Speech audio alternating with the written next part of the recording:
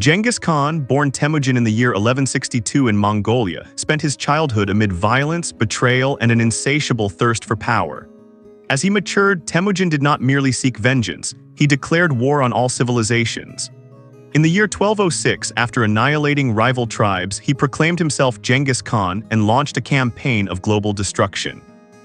His army, ranging from 100,000 to 200,000 cavalry, became the fastest genocide machine in human history. They slaughtered not for victory but to instill terror. Entire populations were wiped out if they resisted. They destroyed irrigation systems and burned crops, leaving survivors to starve. In the year 1219, he attacked the Khwarezm Empire over a merchant dispute. His response was not retaliation, it was systematic annihilation. Bukhara was plundered and its entire population executed in the main square. Merv, once a center of Islamic learning, was massacred, with around 700,000 dead, blood-flooded rivers and bodies piled into walls.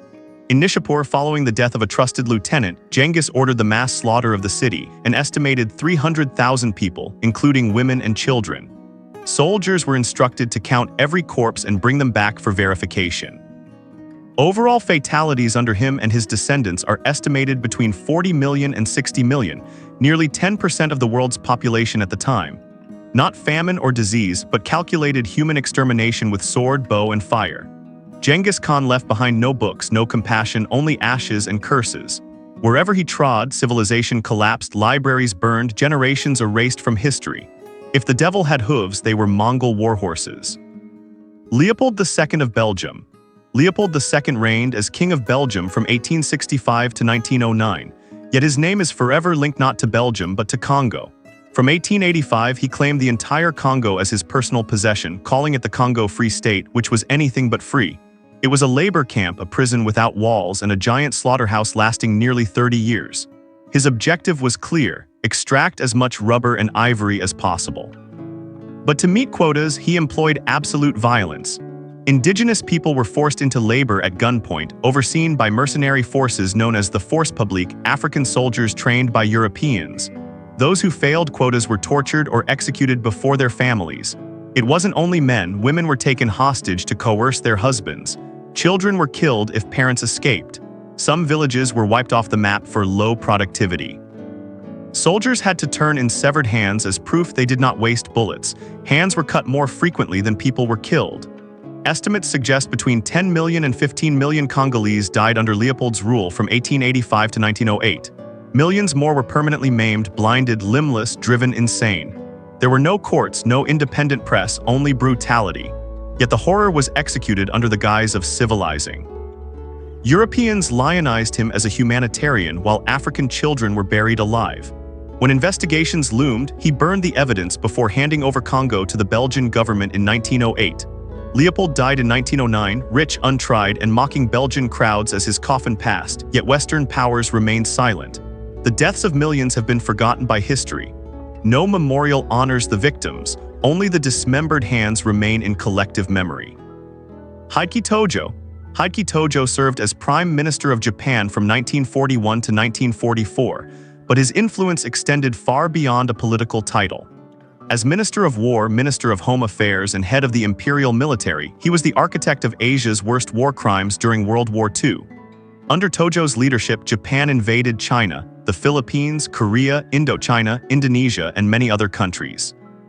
But his infamy lies not in expansion but in systemic brutality. From the Nanjing Massacre in 1937, where 300,000 civilians were slaughtered in weeks, women raped, and infants disemboweled, to forced labor camps where POWs died daily. These atrocities were policy.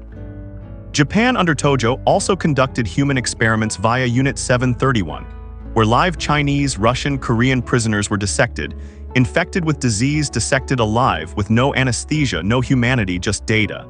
In Southeast Asia, millions were enslaved to build railroads, airfields, and trenches. Over 200,000 women from Korea, China, and the Philippines were forced into sexual slavery as comfort women. Hundreds of thousands died from starvation, torture, and repeated rape. Tojo ordered the attack on Pearl Harbor in 1941, drawing the United States into global war. After Japan's surrender in 1945, he was arrested, Tried by the Tokyo Tribunal for war crimes, crimes against humanity, and crimes of aggression, he attempted suicide but failed. In 1948, Hideki Tojo was hanged. Yet even today, shrines honor him as a hero, while millions of victims remain unacknowledged. George Walker Bush Jr. On September 11, 2001, America was attacked, but what began with 4 hijacked airplanes led to millions dead, not in the United States but in the Middle East. The orchestrator was George Walker Bush, the 43rd President of the United States. Within weeks of 9/11, Bush launched the so-called War on Terror, a nebulous phrase steeped in lethality. In 2001, the U.S. invaded Afghanistan. In 2003, defying the United Nations, Bush ordered the attack on Iraq over alleged possession of weapons of mass destruction, which were never found. The Iraq War dragged on for 8 years, costing over 1 million Iraqi lives. According to independent estimates such as Iraq Body Count and Johns Hopkins Analyses, 90% of the victims were civilians. Wedding parties struck by drones, children burned by napalm, brutally labeled as collateral damage. Inside Abu Ghraib prison, U.S. soldiers tortured detainees, beatings, humiliation, stripping, sexual threats, all documented in photos. Bush dismissed it as an isolated incident, and Guantanamo became an extrajudicial torture camp. During his presidency, the U.S. developed a drone assassination system with targets approved weekly, no trials, just coordinates. Each killing was legal under the banner of counterterrorism, a license to kill globally. When he left office in 2009, Bush faced no prosecution. He painted, donated, appeared on TV. Yet for millions in Iraq, Afghanistan, and Syria, he is the man who unleashed war, fractured nations, and paved the way for ISIS, an extremist group born from the vacuum his policies created. Bush never held a weapon, but his mouse clicks spilled blood across the Middle East. Truman, Harry S. Truman, the 33rd President of the United States, was the first and only leader to order atomic bombs dropped on civilians. On August 6, 1945, an American plane dropped the atomic bomb Little Boy over Hiroshima. Within seconds, 80,000 died instantly. Flesh melted off bones, bodies vanished, children left only as imprinted shadows. 3 days later, on August 9, Truman repeated the decision, this time in Nagasaki. Another 40,000 died immediately. In total, over 200,000 Japanese perished within days. Mostly women, children, and elders, no soldiers, no weapons, just radioactive flames, and long-term poisoning, cancer, and genetic mutations for generations.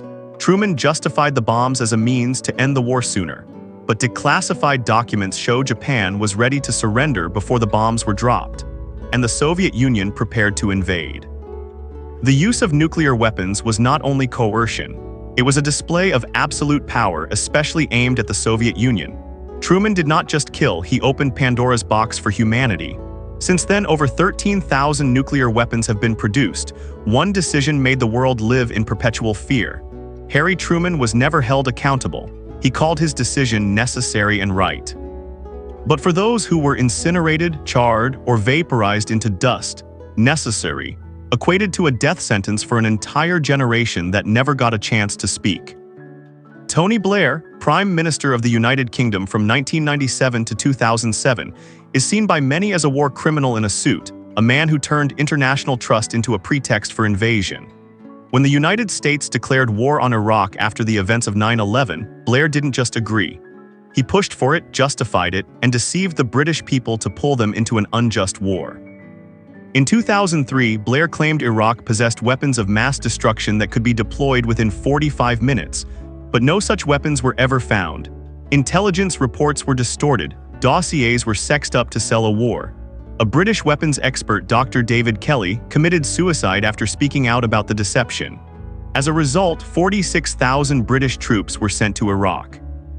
Over 200 soldiers died, and hundreds of thousands of Iraqi civilians were killed in the war, civil unrest, and prolonged chaos. Hospitals were bombed, schools flattened, an entire civilization was pushed back decades, all for so-called Western morality. Blair once stated, "I believe God will judge me rightly for removing Saddam Hussein."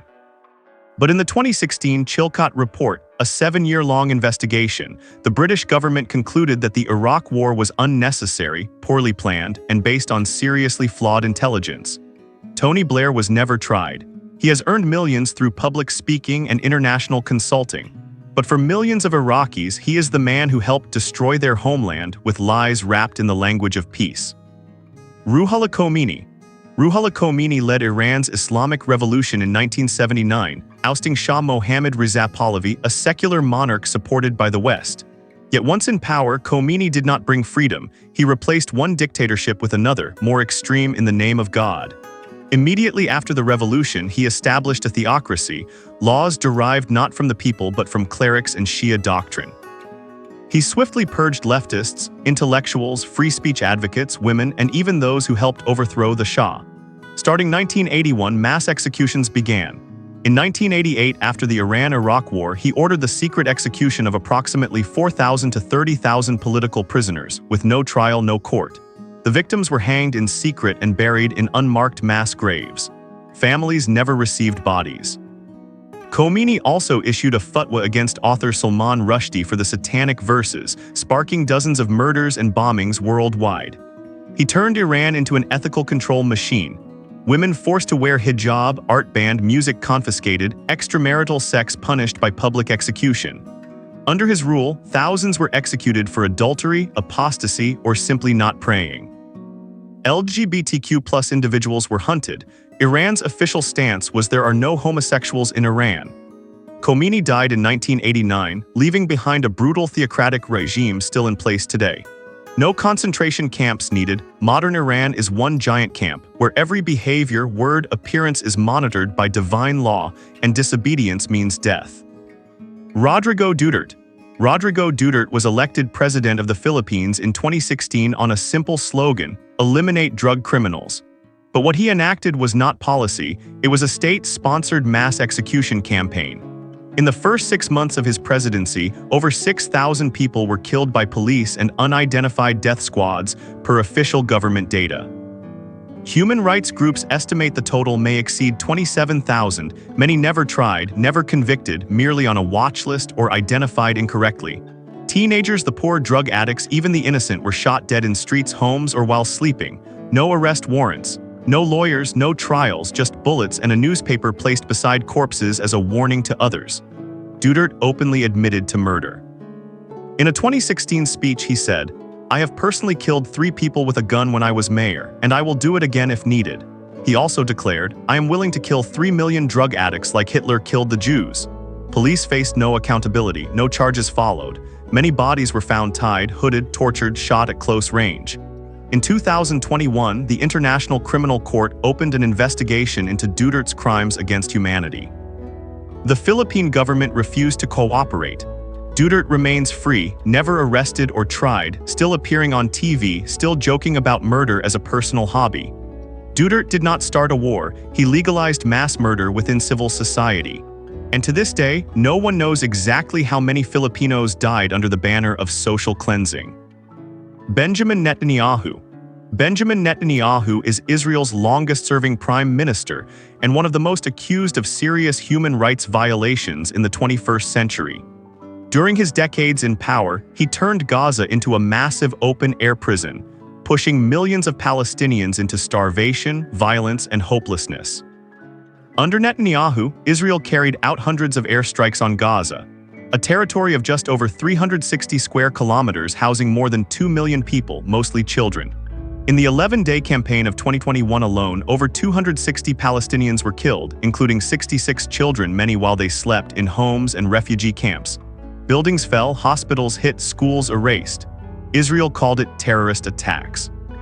Yet civilian death rates reached 70 to 80% in many operations. Any resistance was labeled terrorism and met with high-tech military force. Netanyahu also expanded illegal settlements in the West Bank, defying international law. Thousands of Palestinian homes were destroyed, residents displaced, land seized. A dual legal system emerged. Jewish citizens enjoyed full rights, while Palestinians faced restrictions on movement and access to food, water, electricity, and healthcare. Numerous human rights groups such as Human Rights Watch and Amnesty International have declared that Israel under Netanyahu operates an apartheid system. The United Nations has condemned it. The ICC has opened investigations. Yet Netanyahu presses on. In 2023 to 2024, as the conflict in Gaza intensified, over 35,000 Palestinians were killed in just months. More than half were women and children. The world called it a massacre. He called it self-defense. Netanyahu is not just a leader. He is a global symbol of systemic ethnic oppression empowered by weapons, media, and the silence of great powers. With every national security statement, a school becomes rubble, and a generation of children disappears, leaving only dust. Tamerlane, also known as Timur, was born in the year 1336 near Samarkand, modern Uzbekistan.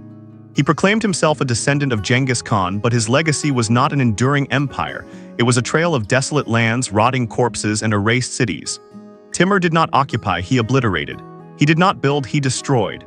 His career was a 3-decade bloodstorm spanning Central Asia, India, the Middle East, and the Levant. When he conquered Delhi in 1398, he ordered the slaughter of over 100,000 Hindu prisoners in a single day, fearing they might rebel. The Indian capital was plundered and burned for days, men slain, women raped, temples razed. In 1401, he invaded Baghdad, the center of Islamic knowledge, and ordered the execution of roughly 90,000 people, including civilians. He then erected a tower of skulls meters high at the gates as his personal signature.